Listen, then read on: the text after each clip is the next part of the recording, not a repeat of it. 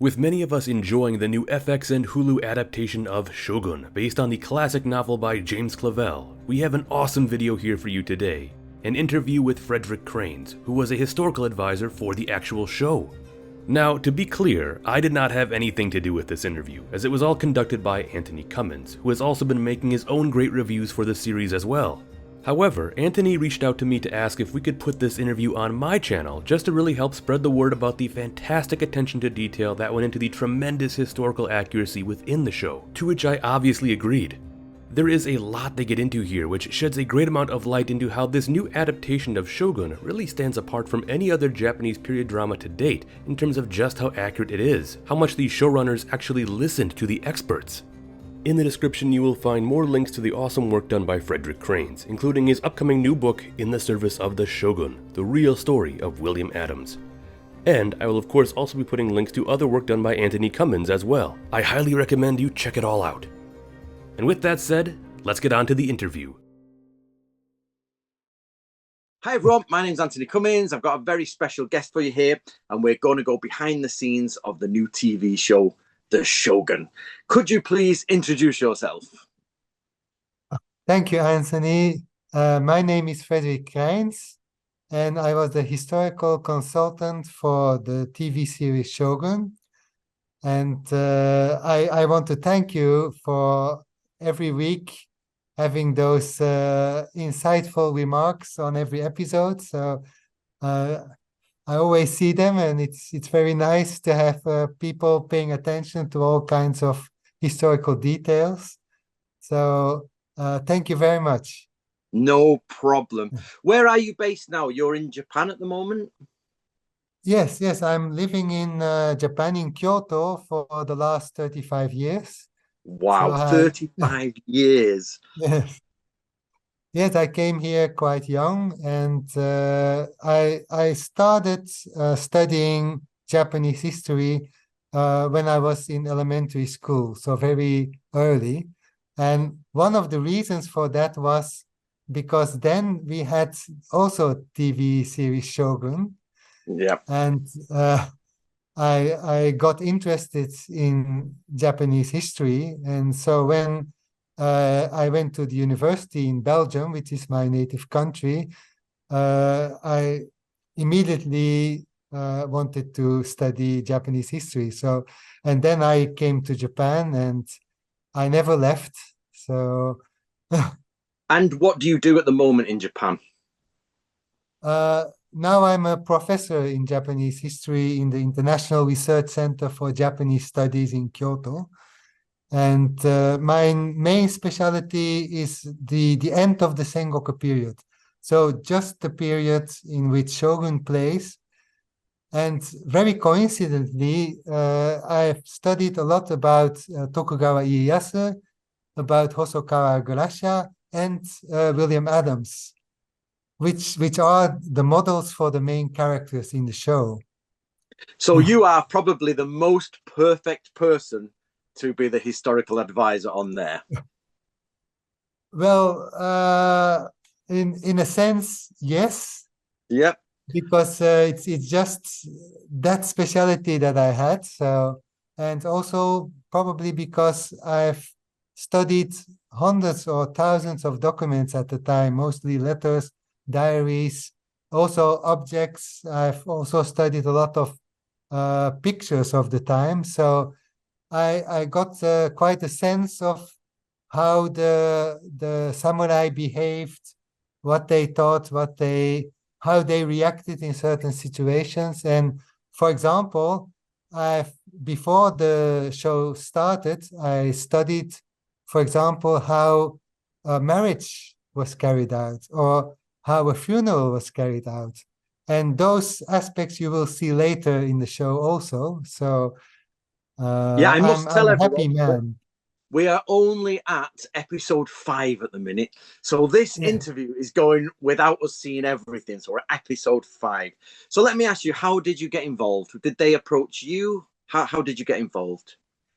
Well, at the very beginning of 2021, I got an email from a Japanese producer who asked me if I could do the historical consulting for Shogun. And I was a little bit surprised at the time. I knew that there were plans for a remake, but well, it was really a lifetime opportunity. Mm. So I hopefully embraced it because I wanted to get a lot of authenticity into the show. And so we have period dramas in Japan, and most of them focus on the Edo period. Mm. But the Sengoku period was very much different. And that difference I really wanted to show in the series. And I think we got that. Well, it's one of the things I think is lacking is people's understanding of the Sengoku period and the Edo period and the changes there. And when you read the Jesuit accounts, you can really see, and then the early Edo accounts, you can see the difference is what's going on at that time. Yes, you have a period of perpetual warfare in the Sengoku period. So it all is very very real, to say so. They have to fight to stay alive. Mhm. While in the Edo period, you have a long period of peace. And people, warriors, they only had to do bureaucratic jobs. So they started to imagine what was life in the Sengoku period. And so they got quite a romanticized, idealized idea of what the Sengoku period looked like, and that they put into writing. And most of those writings found their way in modern society. And so people in Japan, they look at the Sengoku period through the lens of the Edo period. Yes. And they also get a sort of romanticized view of what the Sengoku warriors were like. So I want to ask you, how were you involved? Did you have to go to the set, or did you do the scripts beforehand? How did you get involved? You know, how were you involved? Well, I worked 3 years with them. 3 And I started when they were writing the scripts. So that was very handy because for every episode, we could have preliminary talks beforehand. So then we could have some idea of how the story had to be built. And then they gave me every time the script of every episode. So I had a lot of comments on that. And well, first of all, I really had to explain the basics of what was the time like and so on. And I must say that I worked very closely with Justin Marks, who was the showrunner, and Rachel Kondo. And normally, if I make a television program in Japan or I give a lecture or something, people would catch perhaps 30% of what I say. And the rest is made from their imagination, from how they think it was. But Justin and Rachel were such good listeners. They were so good that I gave them hundreds of details that they could incorporate into the show. But they also took details I didn't tell them deliberately to put into the show. I just told them the background of everything, and then they put those small details all into the show, and they incorporated in the story. I just give a small detail in one of the episodes you already have seen. Yabushige will give his sword to his kosho because you can't go into the castle with your sword, to say into the palace with your sword. That was forbidden. You only could keep your short sword, the wakizashi. And so there was a reception in the palace where they could give their swords, but some samurai would prefer to give the swords to the kosho, to keep them by themselves, to say so. So that was what Yabushige did, and that was what I proposed. But then Justin went one step further, and so Nagakado, Toranaga's son, he asked to also give the wakizashi because he doesn't trust Yabushige. So that is one aspect that came from my first basic explanation, and then they incorporated it so that it became part of the story. And you have really a lot of those kinds of details. So I'm really very satisfied with that, because normally you give 100% and people take 20-30%, but I think that Justin and Rachel, they took perhaps 90% of what I told them. So very effective way of working. That's really good, actually. That scene where they take the sword, and he takes his wakizashi. I loved that scene because we found the Edo period documents where it's like you take the katana, then you can take the wakizashi if they're going up to senior members of, maybe aristocrats or senior members. But also it says sometimes they are checked, or they keep with them shinobizashi, meaning not ninja, meaning hidden blades or something hidden on them, because samurai are expected to give their swords away, and people don't realize the protocol. And we have one document where it says sometimes your assistant, if you hire them in Edo, will steal your sword and they'll sell it on the market and you'll never see them again. And you have to sort of borrow a sword to get home, because this idea of the two swords with the samurai, and many people don't really understand how important this is and where you can put your sword, how you can identify your sword afterwards. So that's answered some great questions there, because I've worked on a few documentaries, not to the Shogun level, and I find that TV producers normally, they just hardly listen to you. They take like three pieces of information and then they do anything they want. There's explosions and they love it. So you've had a great experience, I think. Yes, it was a wonderful experience, and not only with Justin. So I also worked very closely with Helen for the sets. And I really wanted them to recreate as accurate as possible the palace in Osaka Castle, and also Osaka Castle itself. We really based our research on how the castle looked like in 1600s, because it was rebuilt afterwards.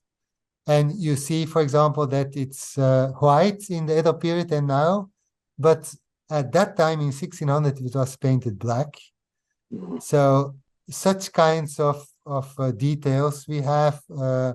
Then I worked with Carlos for the costumes, and in many period dramas in Japan, they use Edo period costumes for the Sengoku period. Right. And we could manage to have really very accurate kosodes of the Sengoku period, because everything was made anew. So we had a large budget, which was handy, and Carlos made really wonderful costumes. The hairstyles, for example, I worked with Sana. The hairstyle of Ochiba no Kata, for example, I advised them to make it more the classical style, like in the Heian period, to show that she's a very high rank, and they did that beautiful. We have the special effects also with Michael. Another thing we did was with my wife, because my wife is also an historian, and she also worked together with me. We made a small grammar of medieval Japanese, which they could use. And they put in a lot of it, but sometimes they change it into modern Japanese. Yeah.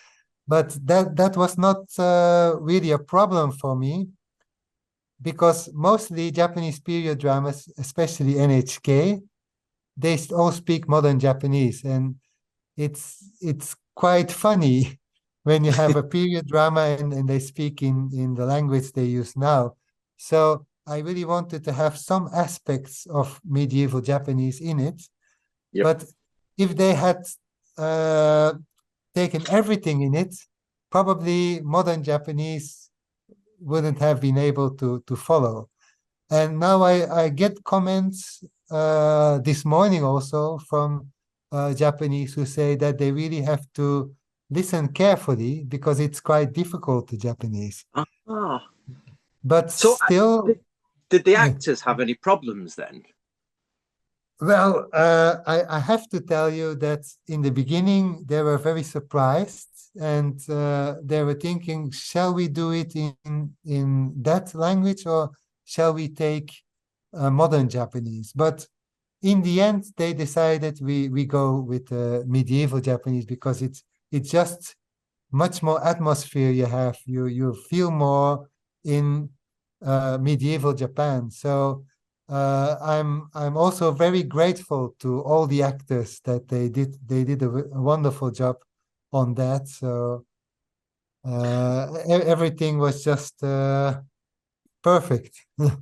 It sounds fantastic. My Japanese is not good enough. I caught little bits, but no, it was superb. So I've got one question, which is about the role of women. So how powerful were the women, or did the women not have power? This is one thing that a lot of people don't really understand. You know, basically, my question is how powerful were the women, or did the samurai have total control over everything? Did the male samurai have total control? Well, that was one thing I really wanted to stress in the show, and Justin and Rachel, they really adopted that. That is that the women in the Sengoku period were very, very different from the women in the Edo period.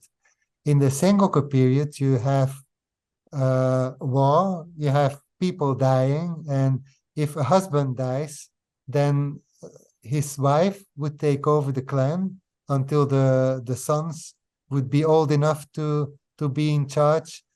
Women also had more rights than in the Edo period, because in the Edo period you get a long period of peace, and so everything becomes stratified, and there is no much room to move socially. So the men become the main persons, and the women are behind in the house, to say so.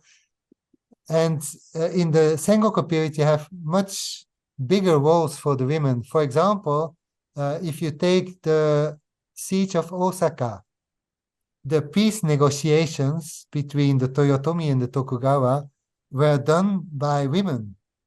So Really? Acha no Tsubone was the representative of Tokugawa Ieyasu. She was his concubine, and she conducted all this peace negotiations. So you can see that they did have a much bigger role. And we also have some fighting scenes with women. Yep. There are not many sources of women fighting in the Sengoku period, but there are a few. Yes. And we know that women would also fight when necessary. And they probably also had some training for that.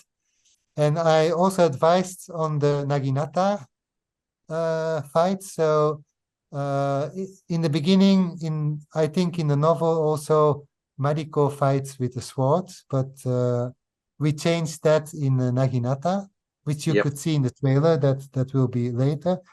I also really wanted them to have real battles. So not a woman who kills many men or something.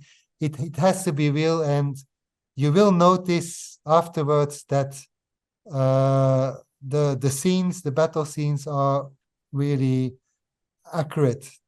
So and also one thing you mentioned in episode 1, the shinobi, the maid. So that was also one of the ideas I gave them, because the shinobi are not what we think now what they are. They were always like they acted like normal people, like maids, like peasants, like and so on. And then they got activated. And we will have a scene with a more stereotype ninja. Yeah. Well, this is where we'll but explain to the audience what was superb in this, especially in episode 5, is the term kanja is used, and yes, the also, term yes. shinobi no mono will become. So for those in the audience, kanja and ninja in the Edo period become interchangeable. But my theory is that they probably were quite separate originally, but it's Yes, difficult. And the scene where the spy with the pigeons, and it shows, and Tokugawa basically says, "You are a samurai, you cannot give up your life." And this is perfect because we do know the shinobi and the kanja came from a lot of them came from the samurai class, and they have to pretend to be lower class. And like you say, indeed. wait in the lower classes for months and then just be activated and go. So that, I'm going to tell you, Frederik, was the best example of ninja on screen there's ever been. Thank ever. you very much. And I make sure I tell people I'm not an expert in anything, but I do have one speciality, and that is shinobi. And that was, and we've been talking for a while now, haven't we? We've been talking for a while, but you have done the best scene on ninja yet. However, Frederik, we have to see the stereotypical ninja scene. Yes. I'm sure there'll be problems. Yes. However, the community out there, so there's the Shogunate channel, Sengoku Studies, we've got Metatron. These are big YouTubers. And there's big YouTubers out there. And also the Critical Drinker, he's a big YouTuber. And I think everybody has outright said it is amazing. It is a brilliant show. So there are almost no complaints. Only from me. Just me. And they are tiny ones. There are things that weren't adopted, so that they thought, well, for the show, it has to be there. I will give one small example. So the way they wear their swords is not period accurate. So it's Edo period style. Yeah. In the Edo period, you have the kannuki zashi. So the sword is almost horizontal to the ground. Yep. And I advised that in the Sengoku period, they had the otoshi zashi, which is almost vertical to the ground. So yes, it they're changes. up here, aren't they, or down there? It's like the handle is up and the handle is down. So it changes in the Edo period. Right. In the Sengoku period, they were the swords in that way because Sengoku period warriors were very rough guys. And if they got into a fight, then both of them had to die. That is called yoseibai, because if you don't put an end on that, you get vendettas. Yes. So even if one is wrong and the other is right, if both pull out their swords, then both will be condemned to death. So to prevent that from happening, they put their swords in that kind of awkward position, totally horizontal. So it's very difficult to put out a sword in that position. And that was to show that they didn't want to fight, that they just were polite and so on. While in the Edo period, you get that romanticized idea of the samurai who always has to be ready to fight. So they put their swords in a vertical position so that they can put out the sword at any time. Right. And that would be, in the Sengoku period, that would be outrageous to say so.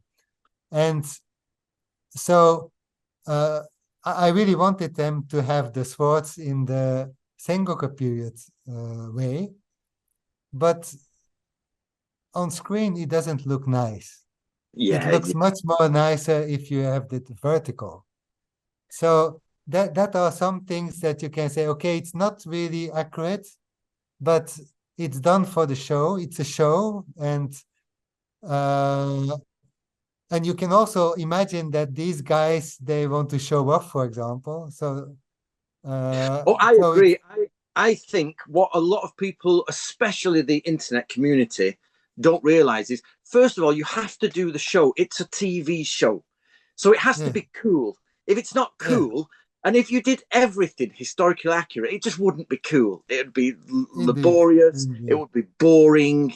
So we need the show to be good. But of course, it can't go too far that it's now not at all accurate. So I agree with you. Some things are okay, aren't they? A quick question But about you. How long did they use tachis for? And in my research, I often come across early Edo drawings where they're still wearing tachi in non-armor, in normal everyday dress. Do we see that? well, in the Sengoku, end of the Sengoku period, you get more and more katana and wakizashi. So it's more of a status symbol, I think. Yeah.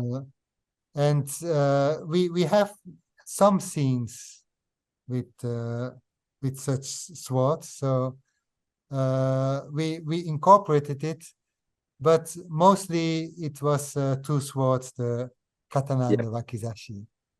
Right. So We're coming. not so much the tachi, but we have scenes with the tachi, and especially the Lord. Yeah. We have a lot Toranaga with his kosho carrying his tachi. So we balanced it a little bit, I think. Right, we have to wrap up now. We've been told we have to Okay. wrap up the show. But I think, as a final note, I would love everybody in the samurai and ninja community to know who you are and that you are working there in Japan. And I have been asking Frederik for some things and help in the background. So you've been helping me with my channel. But I think we should make together the perfect late Sengoku period ninja film. Let's do it. Oh, Me and you. Let's do that. So beyond that, yeah. thank you very, very much. And thank you for a great series. And I hope we can do something more in the future. So thank you very, very much. And thank you for your interest in the show and your nice comments. Thank you very Thank you. much. Alright, that wraps things up. I would like to thank both Frederik and Antony for not only having this great interview, but also for allowing it to be uploaded here for all of you to see. I also want to once again strongly recommend that you check out the links down below so that you can explore more of the work done by Frederik Cryns and Antony Cummins. Thank you for watching, and don't forget to like, subscribe, and ring that notification bell if you enjoyed this video and found it to be most informative.